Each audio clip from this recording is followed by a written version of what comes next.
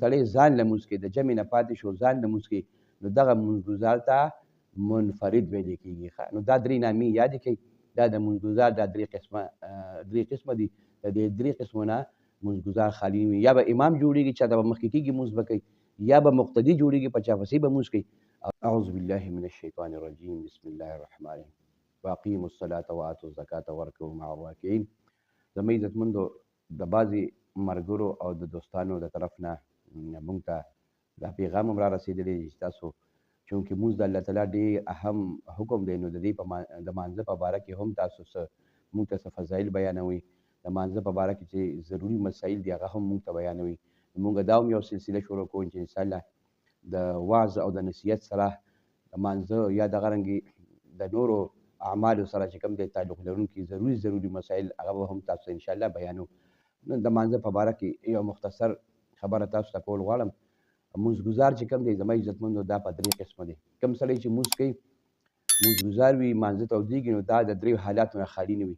دی به خامخا په درې حالتو کې په یو حالت کې وي. مونځګزار په درې قسمه دی. یو امام دی، یو مقتدي دی او یو منفرد دی. امام هغه ته ویل کېږي چې هغه په خپله مخکې ودرېږي او نور خلک هغه پسې ودرېږي دې ته امام ویل کېږي. نو دا د مونځګزار یو قسم دی. او دویم قسم چې کوم دی مقتدي دی. مقتدي هغه کس ته ویل کېږي چې امام پسې نیت وتړي. موږ وایو که نه نیت مې کو په دې حاضر امام پسې، نو دې ته مقتدي ویل کېږي چې ته په امام پسې نیت وتړي، امام پسې وروسته ودرېږي د هغه د اقتدا نیت وکړي نو دې ته مقتدي ویل کېږي.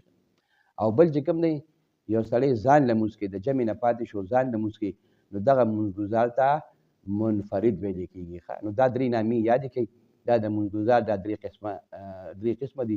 د دې درې قسمو نه مونځګزار خالي وي. یا به امام جوړېږي چا ته به مخکې کېږي مونځ به کوي، یا به مقتدي جوړېږي په چا پسې به مونځ کوي، او یا به چې کوم دی نه امام وي او نه به مقتدي وي بلکې ځان له به مونځ کوي.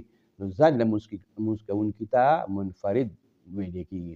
نو دا د مونځګزار درې قسمونه نو دا خپله هم یاد کړئ، نورو مسلمانانو ورونو سره هم شیر کړئ.